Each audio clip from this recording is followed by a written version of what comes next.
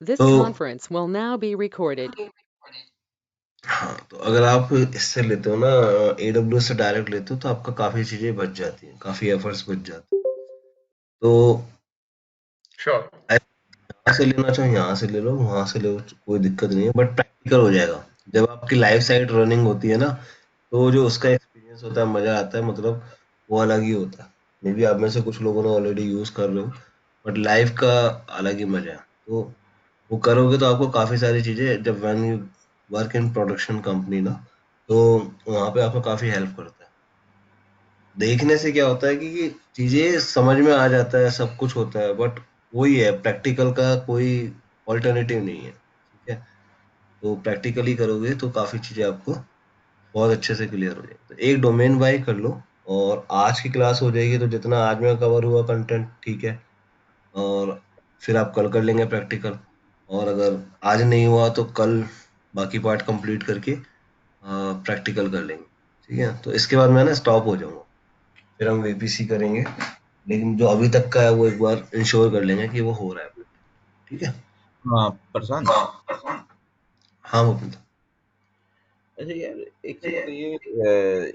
S3 को लेकर मेरे कुछ क्वेश्चन है। एक्चुअली S3 का हमारा मेन पर्पस क्या है? S3 बकेट वाला जो है, कि हम्म। मतलब only file storing is only single person purpose, और मतलब मेन पर्पस क्या है इसका? आप बताओ, देखो आपको क्या क्या यूज केस लगा अभी तक, आपकी अंडरस्टैंडिंग बताओ मुझे। यार अगर मैं देखूं तो मेरी तरफ से इसका तीन तरह से हम इसको यूज करते हैं। एक तो जो फाइल सर्वर हम यूज कर सकते हैं, हम्म। दूसरा FTP server, kind of FTP server, लेकिन मतलब वो भी मेरे को प्रॉपरली इससे समझ में नहीं आया कि मतलब प्रॉपरली अगर एफटीपी सर्वर अगर हम इसमें बनाए तो किस तरह से यूज होएगा वो। ठीक फाइल है। और FTP सर्वर यूज कर सकते हो एक यूज केस में, हम्म। ठीक है। ठीक है, मतलब दोनों एक ही चीज हो गई, लेकिन मैं दोनों को बस तो दोनों एक ही डिफरेंट। है। नहीं, इट इज हाँ दोनों दोनों बोथ आर सेम थिंग। तो फाइल और FTP सर्वर हो गया, वन यूज केस बताया, ठीक है? ठीक है। और उसमें सेकंड, भी आपको अभी डाउट है ना? हाँ, ठीक है। सेकंड मतलब अगर मैं एज ए पैसेज को देखूं तो हम उसमें वेबसाइट अपन लॉन्च कर सकते हैं, बट वो कितनी फिजिबल है इसमें या नहीं है, उसमें थोड़ा डाउट है कि मतलब वो एज ए कंटेनर इसमें रन करेगी या किस तरह से रन करेगी,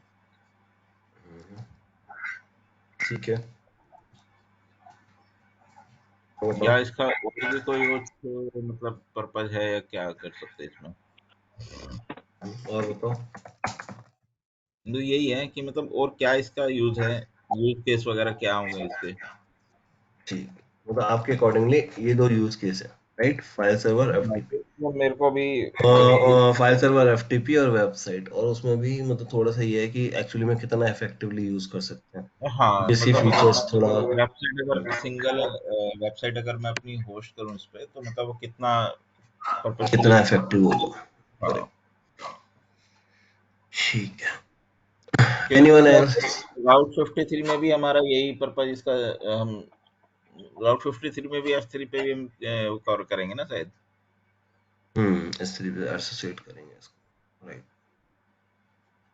ठीक है, परफेक्ट है। नहीं, गुड है, अंडरस्टैंडिंग सही है कि मतलब ये दो चीज के थ्रू हो सकती है, बट हम कैसे इसको एक्चुअली में इफेक्टिवली कितना यूज कर रहे हैं, क्योंकि अगर वेबसाइट यूज करोगे तो वेबसाइट का भी प्रॉपर सॉल्यूशन नहीं है, और FTP भी यूज करना चाहो तो FTP भी प्रॉपर थोड़ा सा नहीं दिख रहा है, तो तो कैसे यूज मतलब कर सकते इसमें वही है कि जो इसकी फाइल शेयरिंग वगैरह का जो सिस्टम है वो भी मेरे को FTP समझ में नहीं आया कि अगर मैं कैसे यूज करोगे, कैसे शेयर करोगे, राइट? एफटीपी, हाँ एफटीपी अगर हम ये करते हैं तो बेसिकली यही है कि जैसे चार पांच डिपार्टमेंट है, सबका अलग अलग फोल्डर हम बनाए, बट वो है कि इस केस में फिर अलग अलग बकेट हमें बनाने पड़ेंगे, करेक्ट।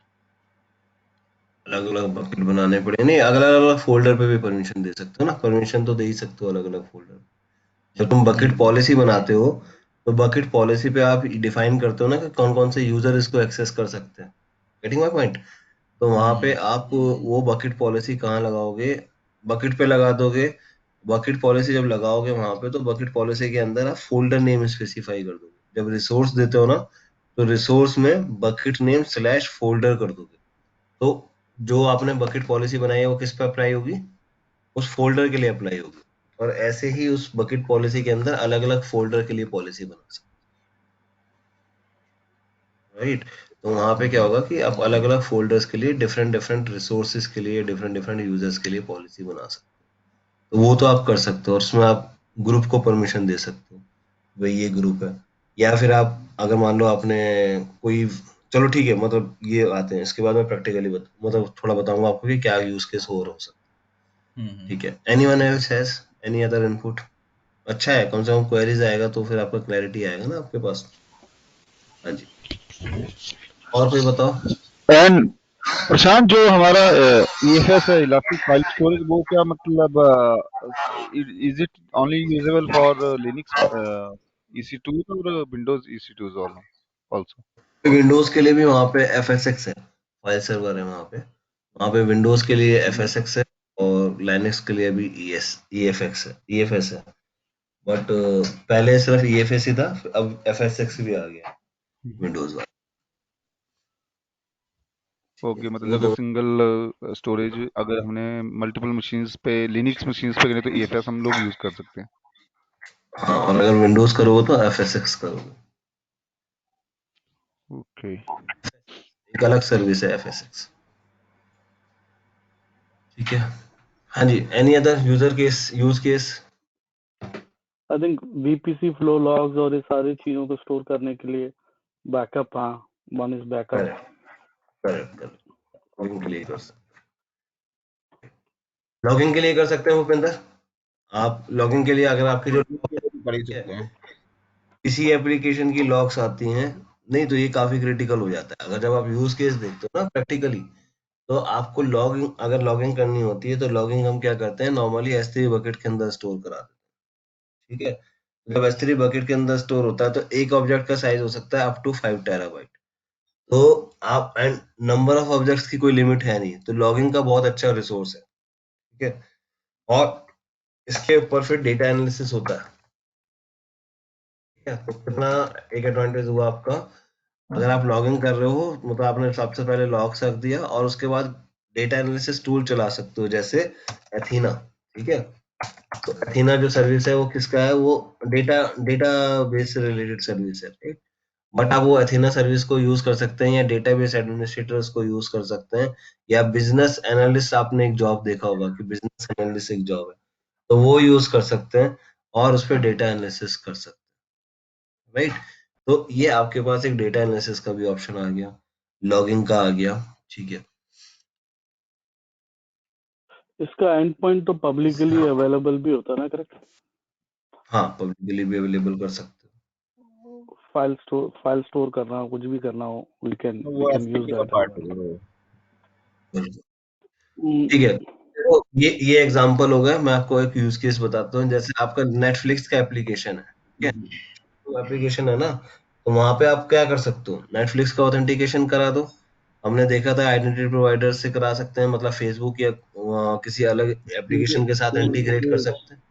तो CDN आप वाला भी एप्लीकेशन, CDN वाला नहीं, आप क्या कर सकते हो, CDN कर सकते हो, CDN की तरह भी यूज कर सकते हो। मैं कह रहा हूँ कि आप एक एप्लीकेशन बना सकते हो लाइक नेटफ्लिक्स। ठीक है, और उसमें क्या कर सकते हो आप, जितनी भी आपकी वीडियो फाइल्स होती हैं वो कहाँ स्टोर कर सकते हो, S3 के लिए हाँ। S3 की स्टोरेज यूज कर सकते हो, right, in the back and. देखो, अगर आप इसको थोड़ा, अगर आप इसको सिंगली देखोगे तो दिक्कत है, लेकिन मतलब अभी आप देखोगे तो भी आप ऐसे काम कर पा रहे, लॉगिन करोगे, डेटा एनालिसिस कर दोगे, बैकअप रिस्टोर के लिए बहुत बढ़िया ऑप्शन है। ठीक है, हाँ, वेबसाइट होस्टिंग तो एक फीचर है, जैसे एक फीचर है कि जिसको आप यूज कर सकते हो। स्टैटिक वेबसाइट होस्ट करनी है आपको, सिंपल वेबसाइट होस्ट करनी है तो आप कर सकते हो। ठीक है, और आप इसको फाइल सर्वर या FTP सर्वर या आप स्टोरेज की तरह से इसको यूज कर सकते हो। ठीक है ना, ये यूज केस होगा, तो ये तो सफिशिएंट है। और अगर आप इसको डेवलपमेंट के साथ इंटीग्रेट कर दो तो क्या करो, आप एक मोबाइल डेवलपर लो और उससे एक मोबाइल एप्लीकेशन बनवा लो। ठीक है, मोबाइल एप्लीकेशन बनाने के बाद उसमें आप क्या करोगे, अब उसको फाइल्स चाहिए तो फाइल क्या करते हैं, सर्वर में स्टोर करते हैं, तो उसके लिए आपको एक सर्वर परचेज करना पड़ेगा। अगर आपको इतनी मूवीज स्टोर करनी है कि आप नंबर ऑफ यूजर्स को आप डेटा प्रोवाइड करोगे, तो आपको कितने सर्वर्स यूज करने पड़ेंगे, राइट? या स्टोरेज यूज करनी पड़ेगी? गेटिंग माय हाँ पॉइंट?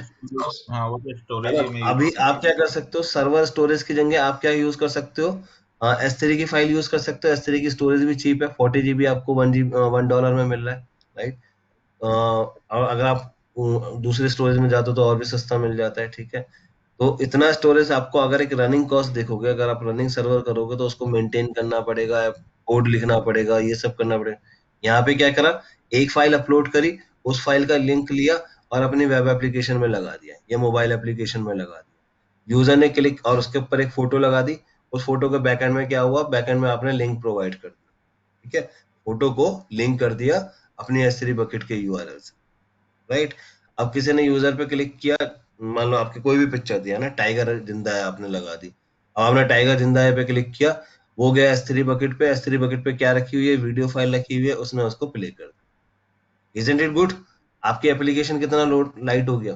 अगर आप उसको सर्वर्स के पर रखते हैं तो सारे सर्वर्स का डेटा रखना है, आपको सारा मेंटेन करना है, और उसके बाद डेटा लोडिंग वगैरह का जो टाइम लगना है वो तो खैर होना ही होना है, ठीक है? तो इसकी जो रिट्रीवल टाइम है वो भी फास्ट है। तो आपका जो मोबाइल एप्लीकेशन है उसमें सारे के सारे एप्लीकेशन जो हो गए वो हो गए लिंक किसके थ्रू हो गए, सिर्फ एक यूआरएल के थ्रू। तो जो लोड है ना, वो लोड भी इटसेल्फ उस मोबाइल एप्लीकेशन का काफी लाइट हो गया। हम्म आप समझे, यूज केस समझे आप? हम्म ठीक है। अभी आप वेबसाइट डेवलपमेंट की बात कर रहे हो, तो वेबसाइट डेवलपमेंट अगर आप इसके अंदर वेबसाइट स्टोर करोगे तो वो तो एक सिंपल यूज केस है। लेकिन अगर if you are a website designer company, if you are running a website business, right? तो आप तो वेबसाइट काफी अच्छे से हैवी हैवी वेबसाइट्स रन करोगे, राइट? आप डायनामिक वेबसाइट्स भी बनाओगे, राइट? आपने कभी देखा है वेबसाइट के अंदर वीडियोस प्ले होते हैं? हाँ वेबसाइट के अंदर काफी काफी बड़ी इमेजेस होती हैं, राइट? हाँ वो अगर तो आप होता एक है। हाई क्वालिटी की इमेज रखोगे तो सर्वर की जो वेबसाइट की परफॉर्मेंस है, लोड होने में टाइम लगेगा, अगर आप हाई क्वालिटी की इमेजेस रखोगे। Getting my point? हाँ वो तो लेकिन ऑब्वियस बात आप क्या कर सकते हो, आप वहां पे उसकी जगह आप एक लिंक अटैच कर दो, सिर्फ एक यूआरएल अटैच कर दो, इसमें एक इमेजेस का फोल्डर बनाओ अपना, ठीक है? और इमेजेस का फोल्डर के थ्रू आप इमेजेस के फोल्डर में अपनी फाइल्स रखो, और उस फाइल का लिंक, हर ऑब्जेक्ट का अपना एक सेपरेट लिंक है। समझ रहे हो कितनी पावरफुल चीज है? उस यूआरएल को लो और उस यूआरएल को इमेज की जगह पे रख दो। अब वहां पे इमेज शो हो रही है, किसी ने इमेज पे क्लिक किया तो उसका जो डेटा है, इमेज जो पुल हो जाएगी वो कहाँ से हो जाएगी, S3 से पुल हो जाएगी। अल्टीमेटली आपकी वेबसाइट जो है वो लोड उसका काफी लाइट हो गया, राइट? अगर आपने कोई वीडियो वहां पे प्ले करना है तो वो सिर्फ पर्टिकुलर वीडियो को प्ले करेगा, क्योंकि उस तरफ वही पर्टिकुलर वीडियो आ रहा है।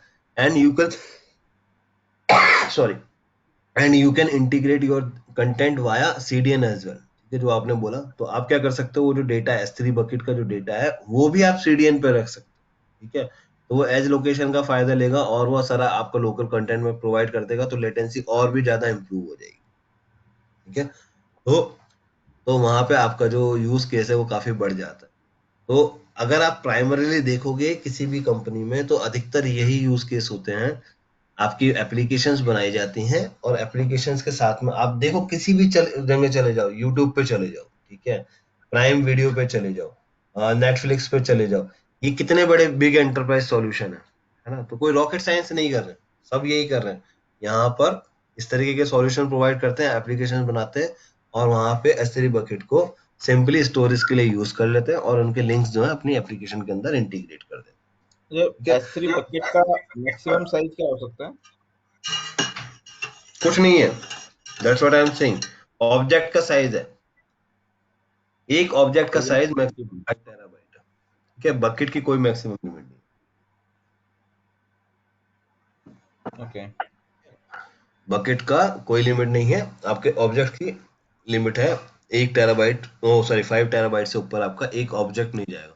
तो 5 टेराबाइट तो मतलब ह्यूज होता है, राइट? तो वहां पे तो आपके मोस्ट ऑफ द काम्स आपके सारे हो जाते ऑब्जेक्ट मीन्स एक फाइल और एक फोल्डर। हैं एक फाइल।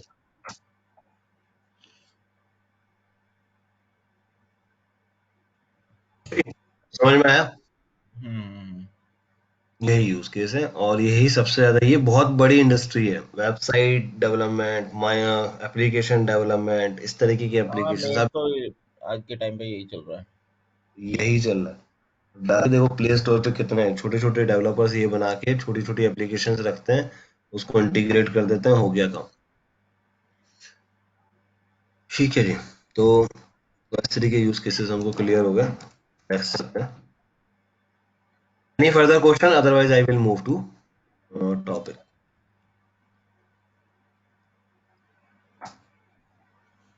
कल की क्लास से रिलेटेड अभी हम आगे कंटिन्यू करते हैं। राउट 53 कल हमने स्टार्ट ही किया था और हमने डोमेन परचेज किया था। I think my screen is visible, right? Yes. MX72 PC।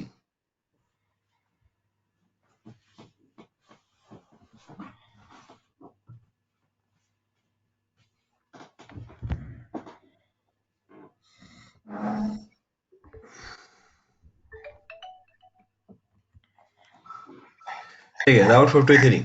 अच्छा, राउट 53 is a global service. Route 53 is a global service.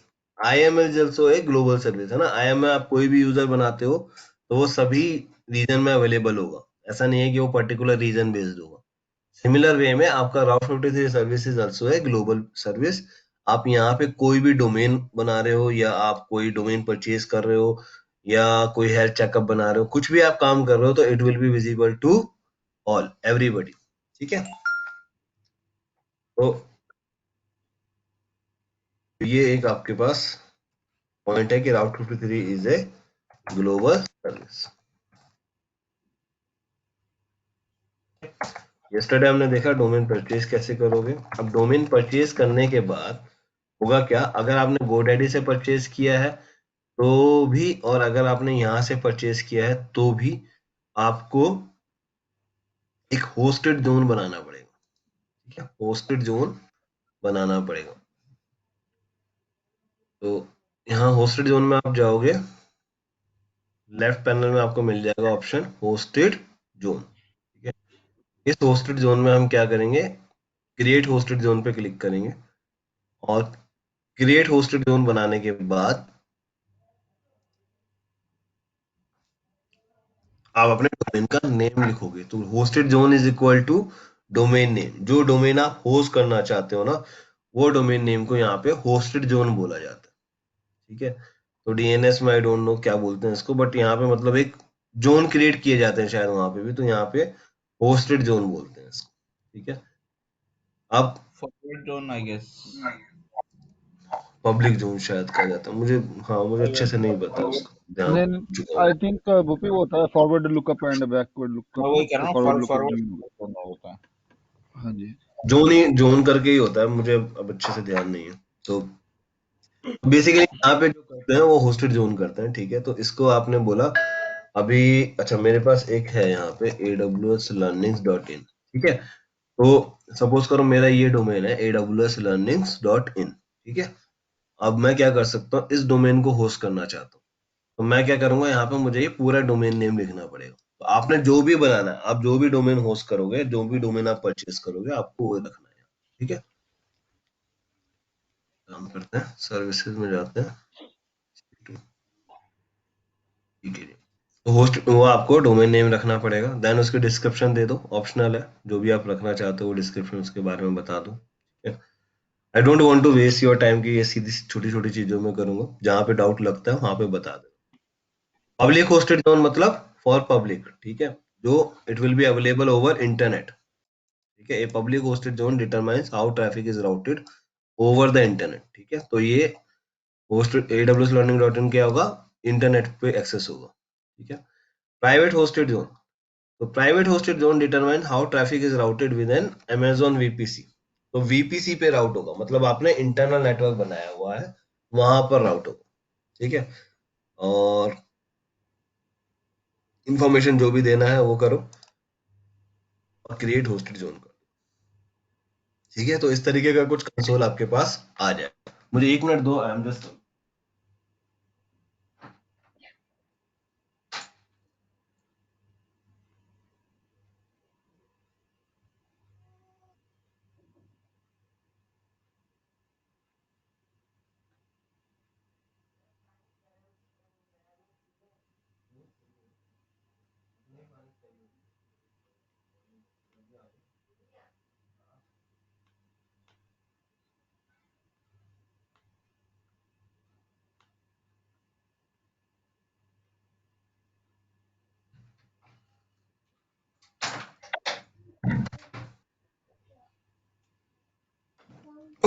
सो आपके पास इस तरीके का होस्टेड जोन जब आप बनाओगे तो आपके पास इस तरीके का एक कंसोल आ जाएगा। ठीक है, अब यहाँ पे 2 रिकॉर्ड ऑलरेडी क्रिएटेड है। ठीक है, इन 2 रिकॉर्ड को आप डिलीट नहीं कर सकते। अगर मैं चाहूँ इसको डिलीट नहीं कर सकता। ठीक है, तो एक चीज ये हो गया। अब ये 2 रिकॉर्ड जो क्रिएट हुए हैं क्या है, एक एसओए रिकॉर्ड है, स्टार्ट ऑफ अथॉरिटी। ठीक है, और इसका बेसिकली फंक्शन क्या है कि ये आपको बताता है कि इसकी जो बेसिक डीएनएस की सेटिंग है वो उसको वो रखता है यहाँ पे। तो इसमें ये बताएगा कि आपका किस नेम सर्वर पे लुकअप करेगा। ठीक है, बेसिकली इसके पास एक 4 नेम सर्वर है। Guys if somebody not talking please mute. Bhupinder you want to say something, कुछ कह रहे हो क्या?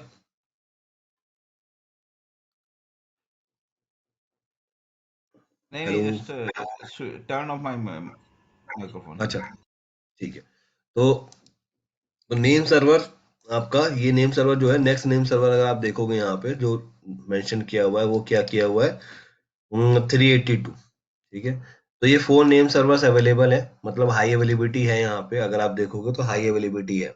गोडैडी के पास अगर आपने देखा था तो 2 नेम सर्वर थे, जो 2 नेम सर्वर यूज कर रहा था वो फेल ओवर के लिए, कि अगर किसी एक नेम सर्वर में प्रॉब्लम आए तो वो दूसरे नेम सर्वर पे चला जाएगा।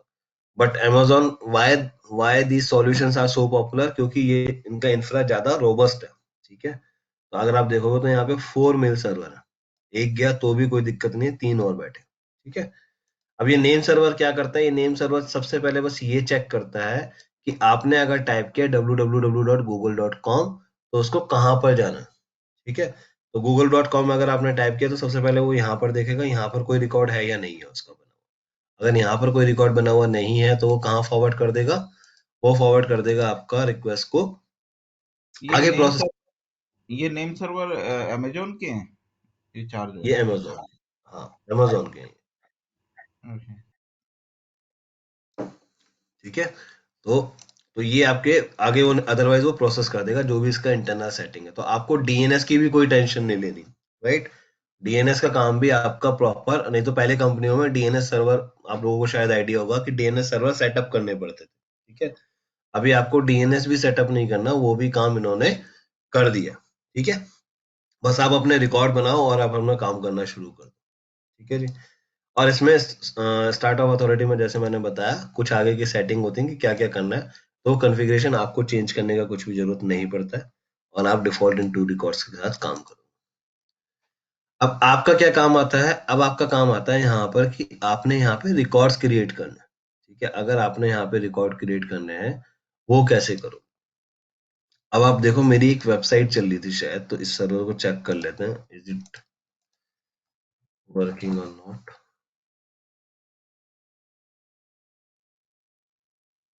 तो इस पर कोई वेबसाइट रन नहीं कर रही है। ठीक है, तो इस पर अगर कोई वेबसाइट रन नहीं कर रही है, लेट मी चेक, अगर मेरे पास कोई EMI है। ठीक है, मेरे पास एक EMI है, एक सर्वर लॉन्च कर लेते हैं। इस पर मैंने आई थिंक वेब सर्वर एक होस्ट किया हुआ है।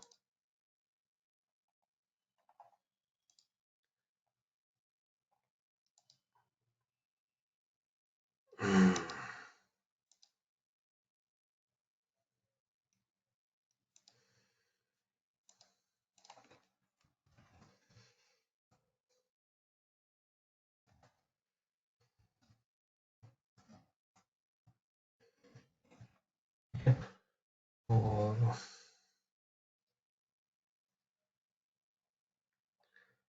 HTTP पोर्ट मेरा चल रहा है इस पर। ठीक है, इसको ले लेते हैं, ये मेरे पास है। ठीक है, तो मेरा एक सर्वर मैंने लॉन्च कर दिया है और बिलिंग डैशबोर्ड भी देख लिया करो बीच बीच में। आप लोग भी अपना चेक कर लेना बिलिंग डैशबोर्ड, कई बार बिल लग जाता है, हम सर्विस भूल जाते हैं स्टार्ट करके। ठीक है, तो ये चीज चेक कर लेना। चलो अभी तो अच्छा चल रहा है ना। तो हमें यहाँ पे रिकॉर्ड्स बनाने हैं। ठीक है, हमारा क्या काम है यहाँ पे एज ए एडमिनिस्ट्रेटर, हमको रिकॉर्ड्स बनाने होंगे। ठीक है, आपको कंपनी बता देगी कि क्या रिकॉर्ड बनाने हैं। ठीक है, और उस रिकॉर्ड की डिटेल दे देगी कि भाई ये है, और ये करना है, या अगर आपका एक्सपीरियंस काफी ज्यादा हो चुका है, या अगर आपका एक्सपीरियंस अच्छा खासा एक्सपीरियंस है आईटी का, तो मे बी आपको आर्किटेक्ट का रोल मिल सकता है, और फिर आप डिफाइन करोगे कि क्या क्या चीजें कैसे आप प्लान करोगे। But most of the cases अगर आप कंपनी में काम कर रहे हो, तो जितना काम आप इन टेस्ट एनवायरनमेंट में कर पा रहे हो, मे बी शायद आप उतना काम नहीं कर पाते हो। आपको लिमिटेड सर्विस का एक्सेस मिलता है। यू नो कॉर्पोरेट कल्चर की, जिस सर्विस को चाहिए उसी की आपको एक्सेस मिलती है। ठीक है,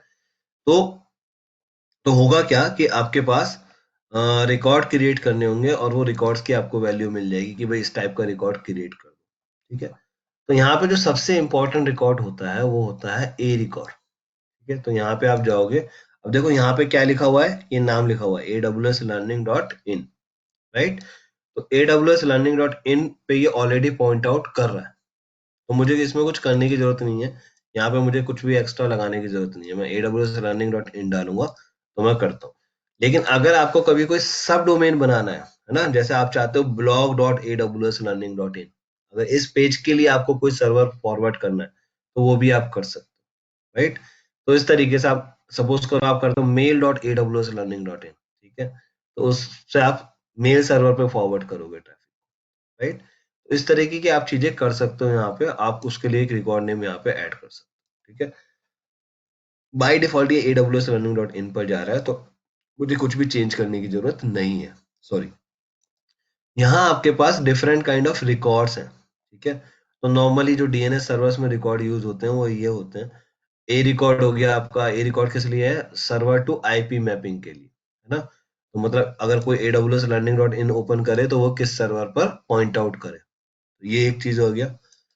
दूसरा हो गया 4 टाइम्स ए रिकॉर्ड है। ठीक है, तो ये आपके IPv6 एड्रेस के जो फॉर्मेट होते हैं वो आप IPv6 ये फॉर्मेट फॉलो करते हैं।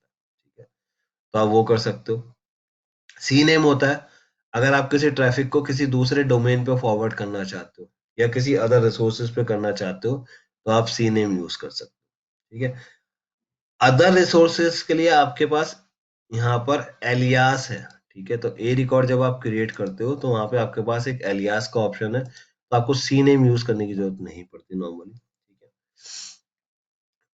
एमएक्स मेल सर्वर होते हैं। ठीक है, तो अगर आपकी कंपनी कोई मेल सर्वर यूज कर रही है तो वो एक पर्टिकुलर फॉर्मेट यूज करती है कि ये प्रायोरिटी है और ये सर्वर का नेम है ना। टैक्स हाँ, रिकॉर्ड एक होते बार हैं। सी नेम दिखाएंगे, सी नेम पे क्लिक करेंगे प्रशांत, क्या ऑप्शन आ ओके, रहा है?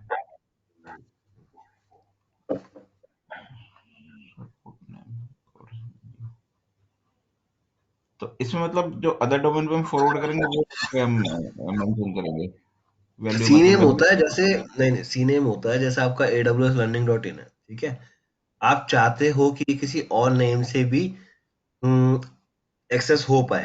ठीक है, तो अगर वो आपने डोमेन किया हुआ है तो आप उस डोमेन पर भी फॉरवर्ड कर सकते हो रिक्वेस्ट को। गेटिंग नहीं माय नहीं, पॉइंट? वो ठीक है। जैसे मतलब मैं अगर suppose ABC W S ABC dot AWS dot in है मेरा सब डोमेन है, ठीक है, और मैं ठीक इसको है। XYZ समथिंग पे रिडायरेक्ट करना चाहता हूँ, तो वो हम मतलब यहाँ पे कैसे वैल्यू कहाँ डालेंगे? क्या कह रहे हो? आपका यहाँ, एबीसी है। हाँ ये तो सब डोमेन हो गया।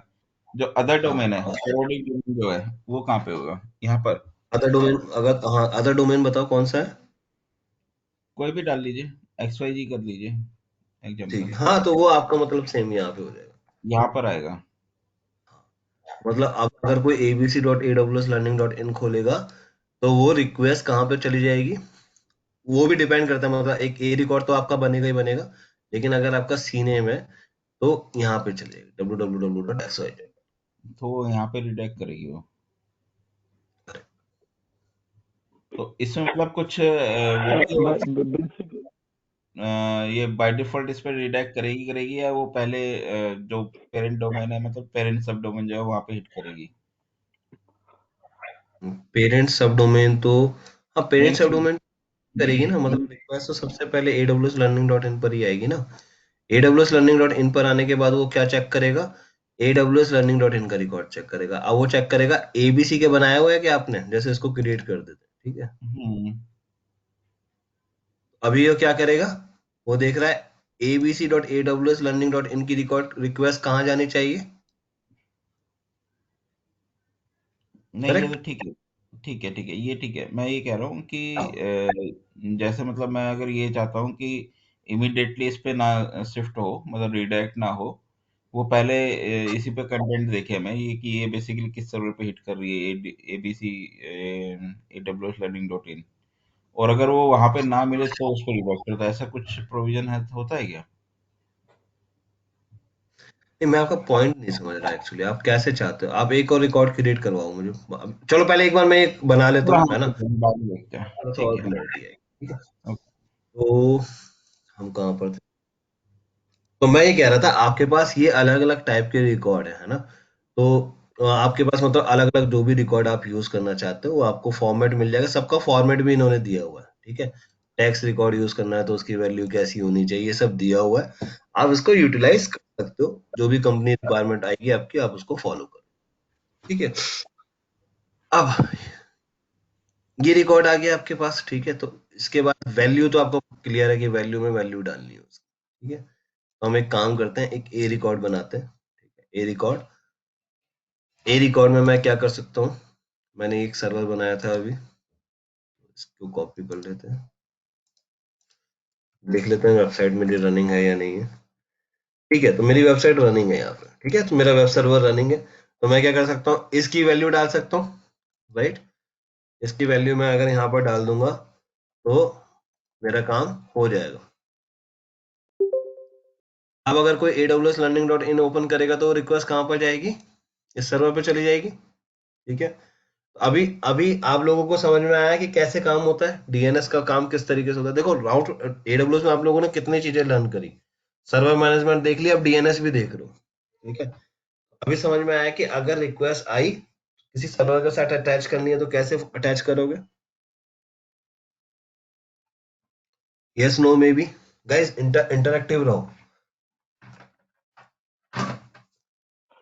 या क्लियर हुआ? डीएनएस पर तो अभी आप समझो कि आपके लिए पहले वेबसाइट होस्ट करना कितना मुश्किल काम हुआ करता था। इफ यू नो कि वेबसाइट होस्ट करनी है अगर आपको, तो आपको वेबसाइट होस्ट करने के लिए एक पहले सर्वर परचेज करना पड़ता, फिर उस पर आपको वेबसाइट ओएस डालते, फिर एक आप सोचते डेटा सेंटर वो सर्वर को हमेशा 24/7 आप कैसे रखो, राइट?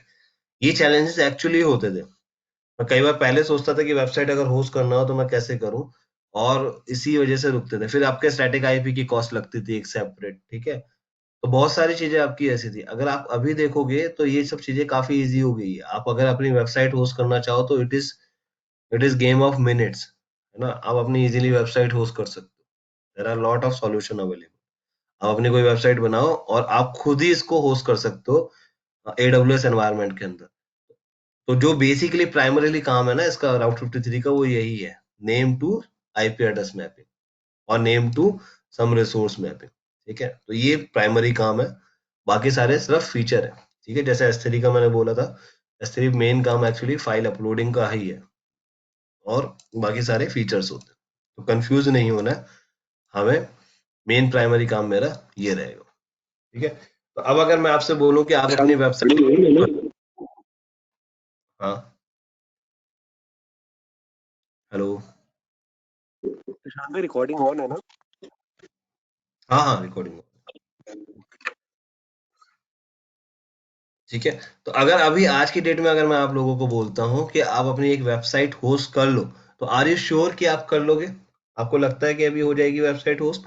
आपके पास एक वेब सर्वर बनाना आ गया है, और उसके बाद आपके पास राउट 53 की पावर है, और आपको डोमेन परचेज करना आ गया। डू यू थिंक ये हो सकता है?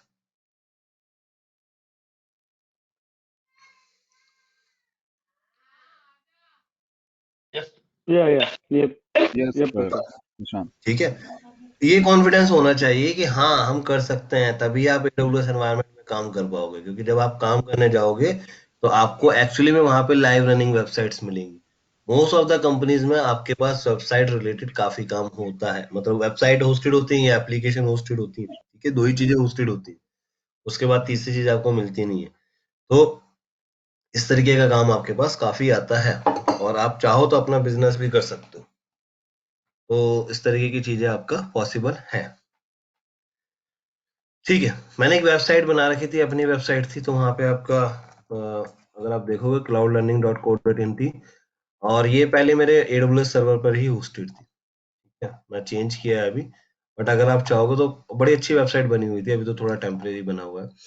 तो आप इस तरीके से प्रॉपर वेबसाइट अपनी होस्ट कर सकते हो वहाँ पे। ठीक है, एक सर्वर बनाओ और उसके अंदर अपना एक वेबसाइट का कंटेंट रखो और हो गया काम। बहुत अच्छी वेबसाइट्स बनाई हुई थी मैंने AWS के अंदर ही। तो ठीक है, तो ये हो गया ए रिकॉर्ड।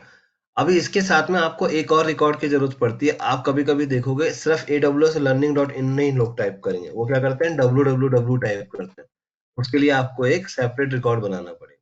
ठीक है, और उसको भी आप यहीं भी पॉइंट करा दोगे। तो अब मैंने क्रिएट रिकॉर्ड कर दिया। ठीक है जी, तो यहाँ तक क्लियर हो गया। यहाँ पे 2 रिकॉर्ड मेरे पास आ गए, और अभी कोई ये खोलेगा साइट तो भी इसी पे जाएगा, ये साइट खोलेगा तो भी इसी पर जाएगा। ठीक है, और क्या बचा। ठीक है जी, तो ये आप कर सकते हो। ये ये आईपी रिकॉर्ड अपने कर, सर्वर का दिया है ना? हाँ जी, ये जो आईपी दिया है ये सर्वर का दिया है ना, जो हमारा AWS पे सर्वर होस्ट है, ये जो वाला। मेरा रनिंग सर्वर है, बिल्कुल बिल्कुल। अगर आप इसको ओपन करोगे तो आपका वेबसाइट, अगर मतलब ये MX, अच्छा ये जो रिकॉर्ड्स होते हैं ना, ये अपडेट होने में टाइम लगता है क्योंकि ग्लोबली होते हैं, राइट। तो कई बार आपके इमीडिएट, मतलब इमीडिएट तो खैर कभी भी नहीं होते, कई बार ये आपके 1-2 घंटे के अंदर हो जाते हैं, कई बार आपका टाइम लगता है। तो अभी ये रिकॉर्ड एक्चुअली मेरी वेबसाइट है, ये लाइव हो गई है। तो अगर मैं इस पर कंटेंट खोलूंगा तो ये कहाँ जाएगा, हम्म, मेरे इस सर्वर पर पॉइंट आउट करेगा। बट स्टिल ये अभी भी पॉइंट आउट नहीं करेगा। क्यों नहीं पॉइंट आउट करेगा? क्योंकि ये AWS learning.in डोमेन तो मैंने परचेज किया हुआ नहीं है। ठीक है, जब मेरे पास परचेज नहीं है तो मैं इसको यूज नहीं कर सकता। तो इसके लिए एक्चुअली में मैंने ये परचेज किया हुआ है, राइट। मैं क्या करता हूँ, मैं अपने रजिस्ट्रार पे जाता हूँ, और मुझे वहां पे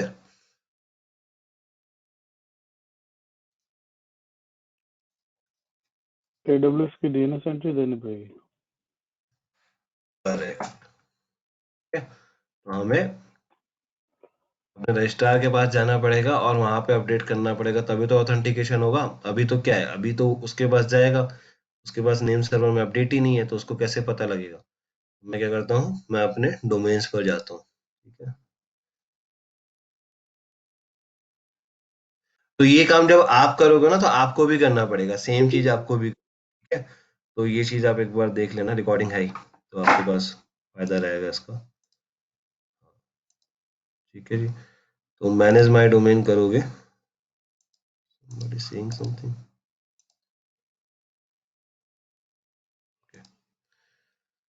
ये पता नहीं लगता ना इस पे, तो आपका वॉइस ही ज्यादा बढ़िया। ठीक है, तो ये AWS learning.in डोमेन आ गया मेरे पास, और ये है अभी DNS पर जाते हैं। ऑप्शन कई बार मिस हो जाता है, मैनेज DNS पर जाओगे। ठीक है, ये भी वैसे भी हर इंटरफेस पे अलग होगा, अगर आपने कोई और सर्विस प्रोवाइडर से लिया है तो वहां पे आपको करना पड़ेगा। ठीक है, यहाँ पे आप डोमेन सर्वर्स को अपडेट कर दो।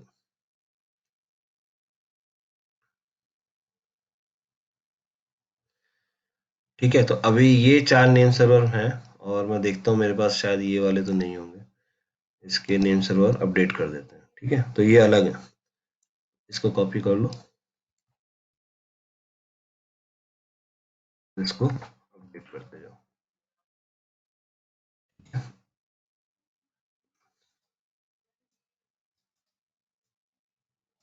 अभी क्या हो रहा है, अभी ये इन नेम सर्वर पे जाएगा, ये नेम सर्वर पे देखेंगे रिकॉर्ड तो है ही नहीं, तो ये फेल हो जाएगा।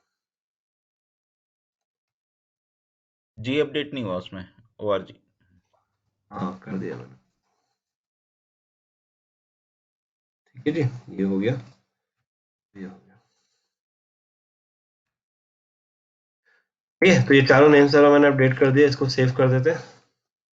तो अभी क्या है, अभी मेरी डिपेंडेंसी है GoDaddy पे, है ना। अगर GoDaddy पे कुछ एरर है तो भी मुझे इशू आ सकता है, कुछ भी दिक्कत हुआ तो भी इशू आ सकता है। अगर आप डायरेक्ट लेते हो तो आप इन सब हेडेक से बच जाते हो। ये सब कुछ आपको इमीडिएटली रेडी हो जाता है, एनवायरनमेंट ही आपका रेडी हो जाता है। ठीक है, और वो क्विकर भी होता है, क्योंकि अभी अभी वो क्या करेगा, अभी वो अपडेट करेगा। अरे ये क्या हो गया, 4 इसके ऐड हो गया। तो इसका था 3214325 551 1812 तो ऐड कर दिया है। इसको आप करते हैं minus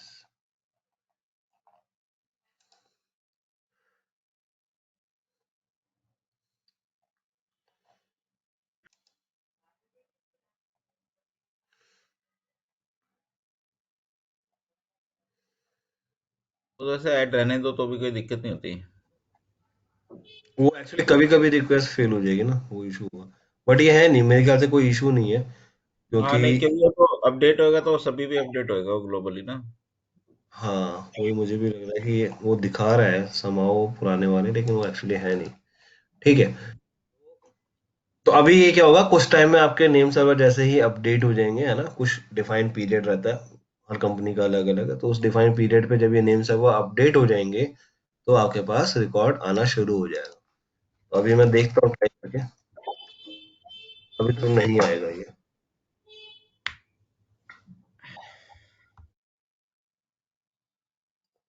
बट ये मैं आज छोड़ दूंगा। ठीक है, इस एनवायरनमेंट को मैं ओपन कर दूंगा, तो कुछ टाइम बाद आप चेक करोगे तो आपके पास वो मिल जाएगा। ठीक है, एक बार पिंग करके देखना aws.learning.in। 1 मिनट मैं इधर ही चेक कर लेता हाँ वो आप चेक कर लो इसमें। ठीक है जी, तो ये बात क्लियर हुआ हमें। हाँ, ए रिकॉर्ड समझ में आया कि ए रिकॉर्ड कैसे होता है। ठीक है, अब इसके बाद आपके पास बचता है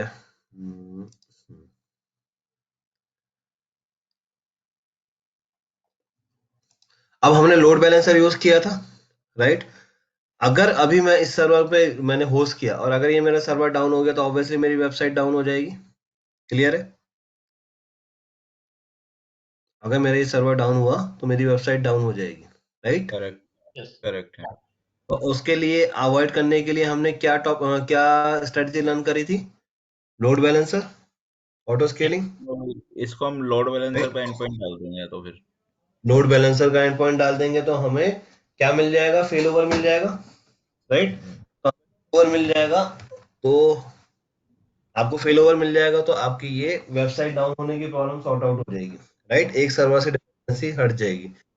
तो एक सर्वर से आपको डिपेंडेंसी हटानी है और आप ये चाहते हो तो आपको क्या करना चाहिए, इसको लोड बैलेंसर के साथ में यूज करना चाहिए। तो हमने इतना कुछ एफर्ट किया था लोड बैलेंसर रन करने के लिए, राइट।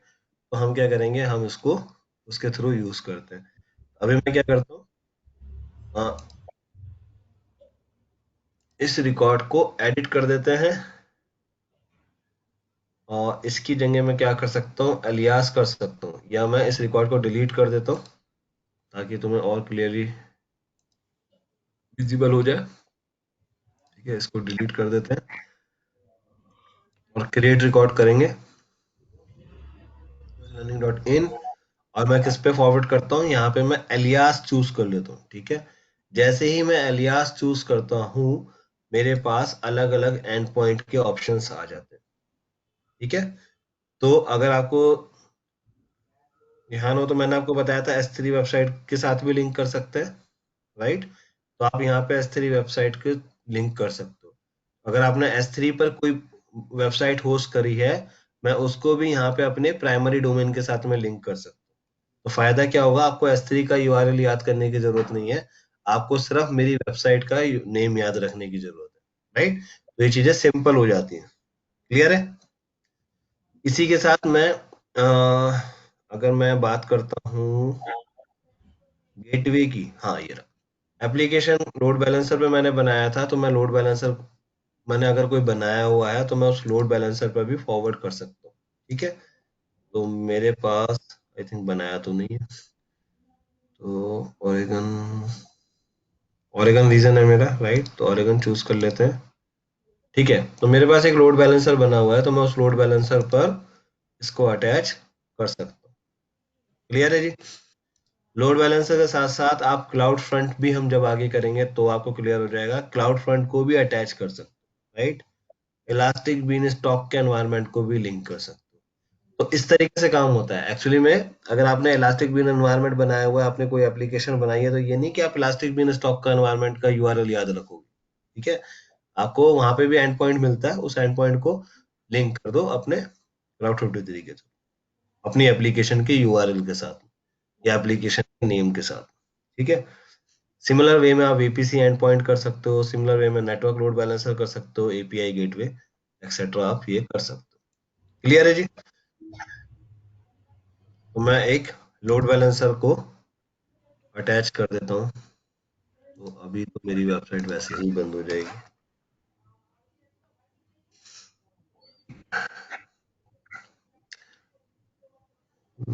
ठीक है जी, तो अब लोड बैलेंसर देख लेते हैं। लोड बैलेंसर बनाया था, लेकिन लोड बैलेंसर में सर्वर तो रजिस्टर नहीं किया हुआ ना, मुझे सर्वर को भी रजिस्टर करना पड़ेगा। तो कौन सा लोड बैलेंसर यूज किया है इसमें? हमने एप्लीकेशन लोड बैलेंसर यूज किया है। ठीक है, एप्लीकेशन लोड बैलेंसर में हमने क्या किया है, ये टारगेट ग्रुप इसका है। ठीक है, इस टारगेट ग्रुप के अंदर मैं अपने मशीन्स को अपडेट कर देता हूँ।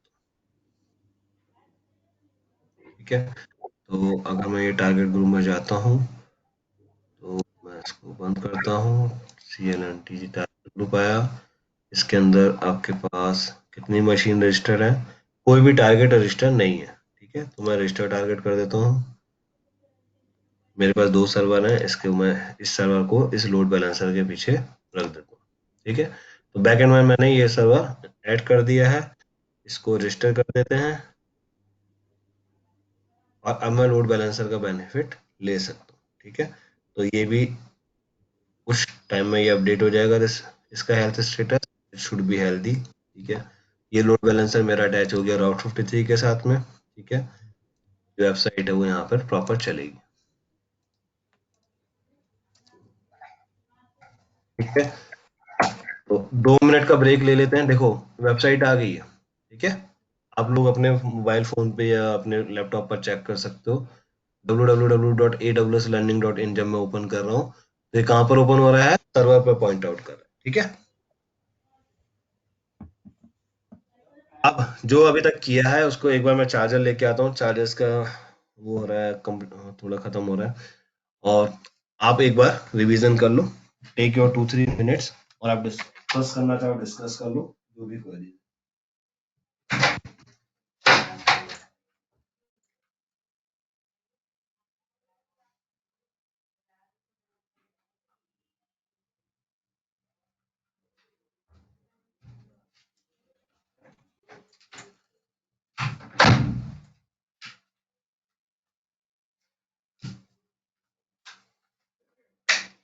जब हम लोग प्रैक्टिकली करेंगे, जैसे मैंने आपको लोगों को बोला, आप एक डोमेन ले लो और आप प्रैक्टिकली एक डोमेन अपना होस्ट करना। ठीक है, उस पर एक लोड बैलेंसर, क्योंकि यूज केस ये काफी आता है। ठीक है, तो एक लोड बैलेंसर है इसके साथ में बना लेना और उसको अटैच करके अपनी एक वेबसाइट रन करेंगे। ठीक है, तो आपके पूरा पॉइंट जो अभी तक हमने किया है वो रिवाइज हो जाएगा। S3 पर एक टेस्ट बकेट बना लेना, टेस्ट वेबसाइट बना लेना और उसको भी इसके थ्रू लिंक करके देख लेंगे। ठीक है, तो वो आपका यूज केस हो जाएगा। और यूज केस क्या हो सकता है आपका? S3 पर एक बकेट पॉलिसी लगा के देखना। ठीक है, ये भी अच्छा है केस है। ठीक है, और IAM यूजर बनाना और बकेट पॉलिसी के थ्रू सब उसी बकेट पर एक पर्टिकुलर IAM यूजर को एक्सेस देना। ठीक है, तो ये तीन चार चीजें हैं हम जो उसमें लैब में करेंगे। ठीक है, अगर मैं अभी ये www.aws.learning.in ओपन कर रहा हूँ तो ये मेरे ओपन हो गया और ये भी चल गया है यहाँ पे। मैं अगर देखता हूँ aws.learning.in,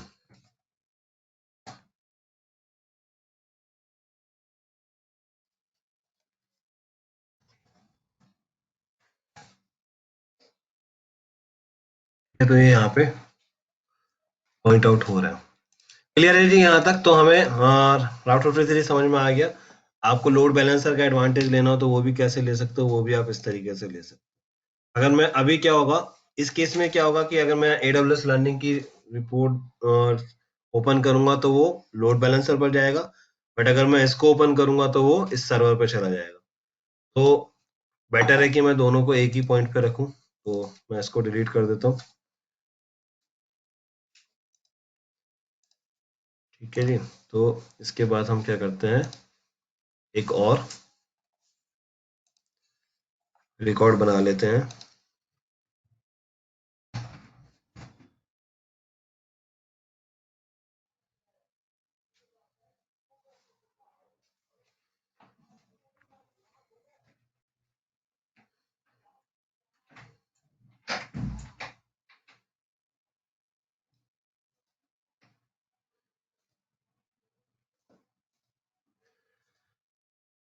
और इसको मैं क्रिएट कर सकता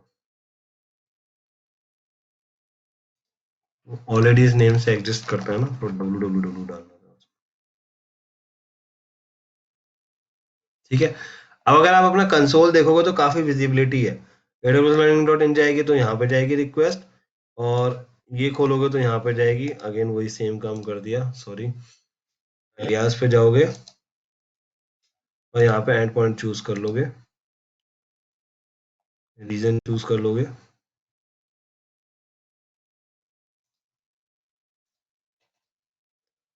सेव कर लोगे।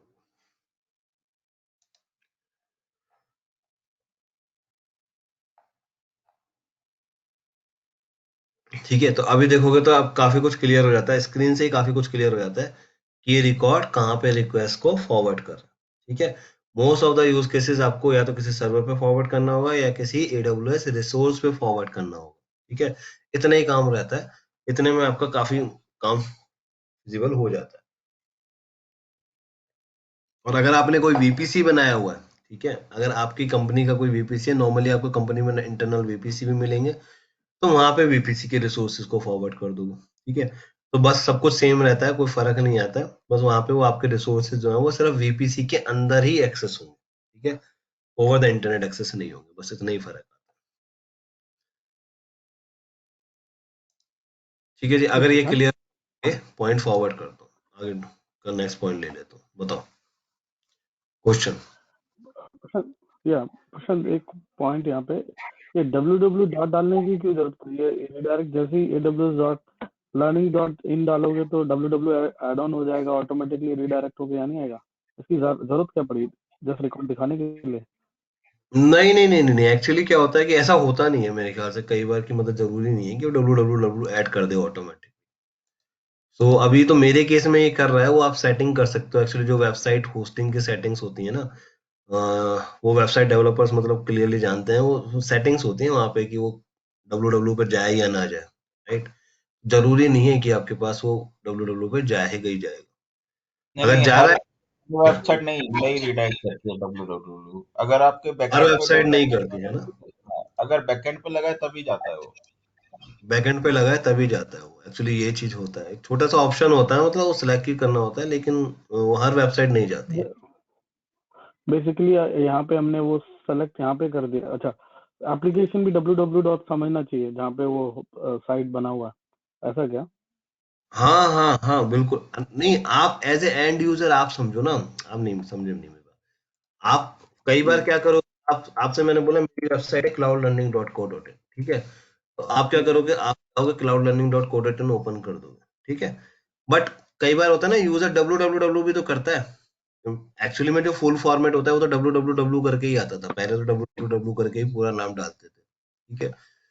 अगर किसी यूजर ने www करके डाला तो वो नहीं आएगा। तो जस्ट टू इंश्योर कि भाई अगर कोई www से भी ओपन करता है, ठीक है, तो मेरी वेबसाइट ओपन हो जाए, मेरी वेबसाइट फेल ना हो। ठीक है। अदरवाइज क्या होगा, अगर ये रिकॉर्ड नहीं हुआ और अगर किसी ने www करके डाला तो इट कुड बी पॉसिबल कि वो फेल हो जाए। बस उसी चीज को अवॉइड करना, जस्ट ए बेस्ट प्रैक्टिस आप कह सकते हो कि जस्ट एक बेस्ट प्रैक्टिस जिसको मैं बस फॉलो कर रहा हूँ, वो जरूरी नहीं है। सुरेश, फॉर एग्जांपल अगर आप जैसे कोविन वाली आप वेबसाइट ओपन करते हो ना, तो वो आपके ऑटोमेटिक रिडायरेक्ट होगी www पे। लेकिन उसी की जो सब डोमेन वाली वेबसाइट है self registration dot CoWIN dot GOV dot in, वो आप कुछ भी डालो आपका वो रिडायरेक्ट नहीं होगी www पे, वो ऑटोमेटिकली उसी पे जाएगी, https// और सेल्फ रजिस्ट्रेशन। बिल्कुल। Okay okay. अच्छा, तो ये मैं साइट तो अपने यहाँ से ओपन नहीं कर पा रहा हूँ, चक्कर क्या है? www.awslearning.in, correct? learning.in हम्म, वो ना थोड़ा टाइम लेगा, है ना। एक्चुअली क्या है, बीच बीच में मैं भी रिकॉर्ड चेंज कर रहा हूँ और मेरे साइड अपडेट हो गया है। आपके साइड पे अगर अभी ओपन नहीं हो रहा है, आपने मोबाइल पे ट्राई किया? नहीं मोबाइल पे नहीं, मैं लैपटॉप में ट्राई कर रहा हूँ और मेरा डीएनएस रेजोल्यूशन हो रहा था, बीच में नहीं अच्छा। हुआ था। तो तो मैं सोचा ये रिकॉर्ड आ गया, ठीक है ठीक है, वो आ जाएगा, वो वो आराम से टाइम लगेगा तो। वो आ जाएगा, वो मतलब मैं इसके मैं छोड़ दूंगा यहाँ पर। अभी तो मैं बीच बीच में रिकॉर्ड भी चेंज करूंगा ना, तो वो भी एक वजह है। तो अपडेट तो थोड़ा सा अभी हो। हाँ, हाँ, अभी हम सी नेम भी करेंगे क्या, या फिर सी नेम ए रिकॉर्ड ही करेंगे? ए रिकॉर्ड और एलियास, ये दो से आपका काम हो जाता है, ठीक है। लेकिन अगर आपको सी नेम की जरूरत पड़ी तो आप सी नेम भी बना सकते हो। सी नेम में मैंने अभी बना के तो दिखाया, वो सिंपल है। सी नेम में तो कुछ भी नहीं है, मतलब आपने जिस डोमेन पे फॉरवर्ड करनी है वहां करो। मेरे पास क्या है कि मेरे पास कोई और एलियास है नहीं वर्किंग, है ना। तो वो आपके पास एक्चुअली वो डोमेन होना भी तो चाहिए, तभी तो आप उसको यूज कर पाओ। Actually the owner of that अभी डोमेन। अभी हाँ हाँ, अभी जो जो हम लोग बेसिकली अपने इंफ्रा में करते हैं, जैसे AWS dot learning start in कर रहे हो, बट आपको जो एग्जांपल के लिए लोड बैलेंसर का जो दिख रहा है आपको, elbaws.com करेक्ट, ये सी नेम पे हम डाल देते हैं। और हाँ मैंने फर्स्ट टाइम अभी ये ऑप्शन देख रहा हूँ कि हम लोग ये ऑप्शन ऑलरेडी है, मुझे मालूम नहीं था कि राउट 53 में हम लोग नेटवर्क लोड बैलेंसर और ALB लोड बैलेंसर को भी पुल करके डाल सकते हैं। एंड ये उसी अकाउंट का दिखाता है, या फिर मेरे जितने भी अकाउंट उस ऑर्गेनाइजेशन में वो सारे लोड बैलेंसर दिखा देगा वो? उस अकाउंट के अंदर, उस ऑर्गेनाइजेशन के अकाउंट के अंदर, अंदर करेक्ट। उस अकाउंट। हाँ, तो इसका मतलब फिर मुझे अगर दूसरे दूसरे अकाउंट में मेरा लोड बैलेंसर पड़ा पड़ा हुआ है, और जब रिजॉल्व करोगे तो इसी तरह आता है ना, dualstack.cltngoabc.com aws.com करेक्ट, हम उसको मैप कर देते हैं वहां पे, और उसके बाद वो हाँ, यूजर। आप उसको सी नेम में डाल देते होंगे, दूसरे वाले रिकॉर्ड को। आप दूसरे अकाउंट के रिकॉर्ड को आप सी नेम में डाल देते होंगे, राइट। हाँ हाँ हाँ हाँ, बट इस सी नेम करते समय हमें ए रिकॉर्ड की जरूरत नहीं होती करेक्ट? अगर हमने सी नेम डाला तो ए रिकॉर्ड चले मस्ट होगा करेक्ट? वो आईपी से कैसे रिजॉल्व करेगा? नहीं, ए रिकॉर्ड व्हाट की इज जरूरत नहीं रिक्वायर्ड? पड़ेगी, आप सी नेम डालोगे तो वो सफिशिएंट रहेगा, मतलब आप सफिशिएंट यूज कर पाओगे। अगर आप ए रिकॉर्ड डालते हो तो ओ सॉरी, ए रिकॉर्ड की जरूरत नहीं पड़ेगी। अगर आप सी नेम यूज कर रहे हो तो आप उसको एज ए यूज कर सकते हो। तो जो गाइस, एक ये यूज केस देखो इन्होंने बताया है, काफी अच्छा यूज केस है कि सी नेम की नॉर्मली क्या होता है, जरूरत खत्म हो गई है। नॉर्मली क्या होता है, जरूरत नहीं पड़ती है, क्योंकि जब आप रिकॉर्ड क्रिएट करते हो यहाँ पे, तो पहले क्या होता था, पहले एलियास नहीं होता था, है ना, वहां पे सी नेम ही बनाते थे। अभी क्या हो गया, एलियास आ गया, तो आप सिर्फ एलियास चूज करो और उसके थ्रू लिंक कर दोगे, राइट। तो एक्चुअली हम ये क्या कर रहे हैं, हम यही तो कर रहे हैं कि किसी दूसरे लोड बैलेंसर पे हम रिक्वेस्ट फॉरवर्ड कर रहे हैं, तो दूसरे यूआरएल पे बेसिकली फॉरवर्ड कर रहे हैं रिक्वेस्ट। तो ये इस पर फॉरवर्ड कर रहे हैं, तो ये काइंड ऑफ सी नेम ही है, राइट। तो ये हो जाता था। लेकिन इन्होंने जो एक यूज केस बताया, तो ये एक अच्छा यूज केस है कि अगर आपका अकाउंट दूसरा है, तो उस केस में क्या होगा, ये विजिबल नहीं होगा जब आप सिलेक्ट करोगे, क्योंकि वो सिर्फ आपके अपने ही अकाउंट के शो करेगा, राइट। तो उस केस में हम सी नेम यूज कर सकते हैं। दूसरे अकाउंट का जो दूसरे अकाउंट में जाएंगे, जो उसका पूरा नेम है वो तो एक्चुअली यूनिक होगा, ठीक है। तो उस नेम को कॉपी करके हम सी नेम की तरह यूज कर सकते हैं, राइट। तो ऐसा भी एक आपका सी नेम का, अगर आप यूज केस देखना चाहो, नॉर्मली क्या है, सी नेम यूज होना काफी कम हो गया था, क्योंकि जरूरत पड़ता नहीं है उसका, आपको एलियास के थ्रू काम हो जाता है। बट मेरा अभी भी एक क्वेश्चन है जी, मैं प्रशांत, लाइक सी हाँ, नेम बोलो के बोलो। साथ साथ सी नेम के साथ साथ हमें ए रिकॉर्ड भी डालना पड़ेगा, नहीं तो मैं I mean this is my confusion कि सी नेम अगर डाला हम्म, तो अल्टीमेटली डीएनएस को तो आईपी वापस देनी होती है ना, जो भी सोर्स मांगता है। हम्म, तो बिल्कुल बिल्कुल। सी नेम सोर्स तो देखो, समझेगा नहीं। प्राइमरली अगर आप बात करोगे, जैसे अगर मेरे पास AWS learning डॉट इन अगर मैं ओपन करूंगा और आपने यहाँ पे सी नेम दे दिया, हाँ, हम्म, आपने यहाँ पे सी नेम दिया हुआ है, ठीक है। तो ऑब्वियसली वो काम करेगा नहीं करेगा, आप लोग बताओ, लॉजिकली सोचो, करेगा या नहीं करेगा। आई मीन आईपी एड्रेस नहीं रहेगा तो ए रिकॉर्ड नहीं रहेगा तो तो वो उसका कैसे करेगा, क्योंकि जैसे ही मैं यहाँ पे डालूंगा AWS learning डॉट इन, तो वो सर्च करेगा, यहाँ पर जाएगा, होस्टेड जोन पे आएगा, यहाँ देखेगा AWS learning dot in record है या नहीं है, ठीक है। AWS लर्निंग इन का रिकॉर्ड उसको मिलेगा यहाँ पर, राइट। तो जब वो रिकॉर्ड मिलेगा तो वो इस पर फॉरवर्ड कर देगा। Getting my point? इसको फॉरवर्ड कर देगा। नहीं, इसको फॉरवर्ड करेगा तो किसको फॉरवर्ड करेगा? रिटर्न देना है ना उसने तो आईपी, क्योंकि डीएनएस के पास रिकॉर्ड मिल गया, सर्वर पे रिकॉर्ड मिल गया। अब हाँ। वो बोल रहा है कि अब ये इन्फॉर्मेशन बोलेगा कि हाँ मेरे पास है इसका इन्फॉर्मेशन सीनेम के साथ। सोर्स को क्या भेजेगा? ये फॉरवर्ड एक तो नहीं ये तो नहीं, फर्स्ट टाइम का क्वेरी है ना, ये तो देखो आप फर्स्ट वन चेक कर सकते हो, हाँ आप एक हाँ बार चेक कर सकते हो, आप एनवायरनमेंट बना के देखोगे ना, तो उसमें कोई इतना बड़ा इशू हाँ। नहीं होता। जब आप चैलेंज आएगा तो आपको एरर से पता लग जाएगा, तो आपको ज्यादा से ज्यादा ए रिकॉर्ड ऐड करना पड़ेगा। But my point here is नहीं कि जब जस्ट हाँ लर्निंग हाँ डॉट इन आप ओपन कर रहे हो, तो वो क्या देखेगा? नेम सर्वर पे आया, यहाँ पे आया, ठीक है। उसने देखा हाँ, उसने बोला मेरे पास हाँ इसका कोई रिकॉर्ड है, तो देखा हाँ रिकॉर्ड है, ठीक है। रिकॉर्ड कौन सा है मेरे पास? इसका रिकॉर्ड है, लेकिन वो कौन सा रिकॉर्ड है? वो सीनेम टाइप का रिकॉर्ड है, ठीक है। तो सीनेम रिकॉर्ड है, वो एक एलियास पे ही भेज देता है। CNAME is nothing, it is a alias, ठीक है। तो वो क्या करेगा? ठीक है। ये रिक्वेस्ट मुझे कहाँ भेजनी है? वो देखा यहाँ पर भेजनी, राइट। तो ये क्या है? ये लोड बैलेंसर है। ये लोड बैलेंसर तो एक्टिव है ना, इस लोड बैलेंसर तो रिस्पॉन्स आ रहा है, ठीक है। तो it should work, it should work. But still अगर जैसे कुछ डाउट आता है तो आई सजेस्ट आप एक छोटा सा लैब बनाओ और आप एक बार करके देखो प्रैक्टिकली। वो नहीं यूज नहीं केस कर लेंगे। वो यूज केस एक्चुअली पर हम आराम यहाँ पे भी कर सकते यहाँ पे भी हम कर सकते हैं वैसे तो। जो 4 आईपी दी है आपने वो हटा दोगे तो तब भी हाँ, काम हो जाएगा। ठीक है, विल टेक इट लेटर। अगर मैं इसको ना, अगर मेरे ख्याल से कि अगर मैं इसको ए नेम की जगह अगर मैं इसको सी नेम कर दूं तो भी कर सकते और हो इसको। बाकी जो वो बाकी आपका जो ए रिकॉर्ड जो बना हुआ है जिसमें आईपी है वो डिलीट कर दो, बस खत्म। करेक्ट, करेक्ट, अभी कर लेते ना इतना तब तक उस। ये अपडेट हाँ ठीक है, ये अभी ये अपडेट होता बना दिया। रहेगा तब तक आप अपने go ahead. Exactly, right right. So इसको हम सी नेम चूज कर लेते हैं, ठीक है। और इसको आप ले लो लोड बैलेंसर पे।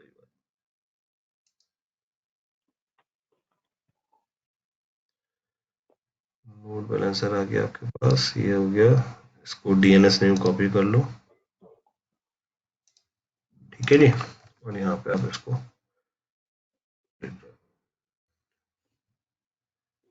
is not net apex or a set of type C name with DNS name is not permitted in Apex zone running this। इसको क्या करते हैं? ए रिकॉर्ड alias application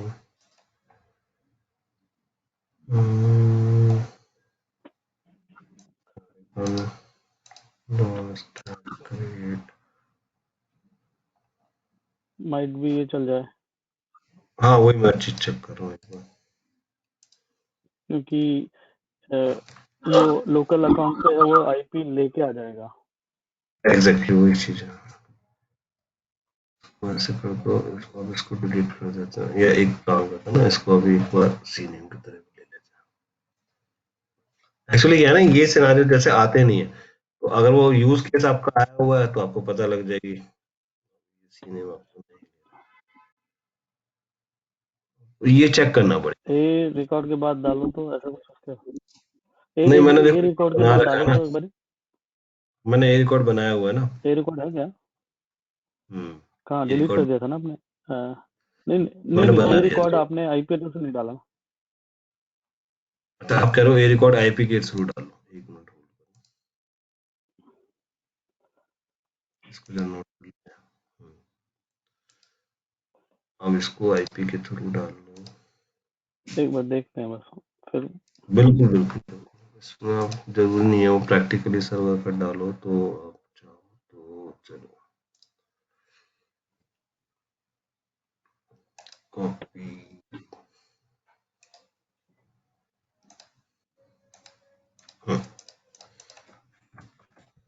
ये हो गया आपके पास।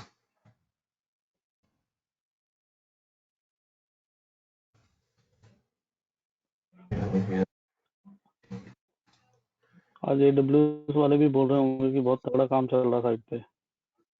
ना ना ऐसा कुछ नहीं है, इनके तो बहुत इश्यूज आते हैं ये सब। आपके पास आ गया दूसरा, आपने सीन इंट्रोड्यूस करना था, ठीक है, और आपके पास आ गया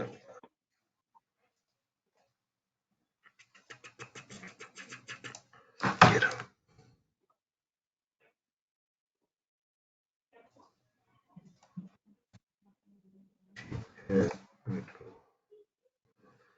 ये चेक करना पड़ेगा, है ना, इसमें कुछ परमिशन का इशू आ रहा है, नॉट परमिटेड, तो इसमें कुछ परमिशन का इशू आ रहा है, तो वो चेक कर लो, ये मिल जाएगा।